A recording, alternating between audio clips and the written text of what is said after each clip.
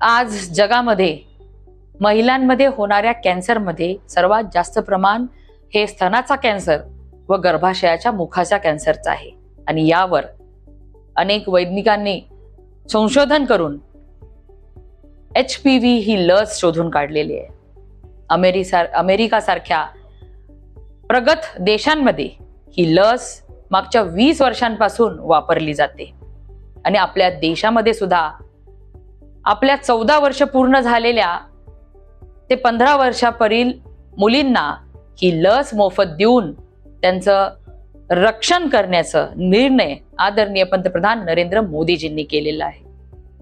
त्यांचं आरोग्य हे सुदृढ राहावं यासाठी ही लस संपूर्ण भारतभरामध्ये मोफत देण्यात येत आहे आणि आपल्या राज्यामध्ये सुद्धा आदरणीय मुख्यमंत्री देवेंद्र फडणवीस साहेबांच्या नेतृत्वामध्ये 8 मार्च पासून HPV ची लस 14 वर्ष पूर्ण झालेल्या मुलींना मोफत देण्याची सुरुवात झालेली आहे।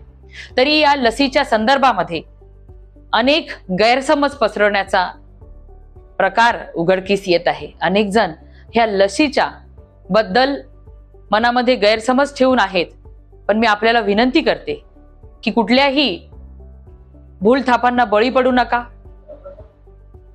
कुठल्याही चुकीच्या अफवांवरती आपण विश्वास ठेवू नका।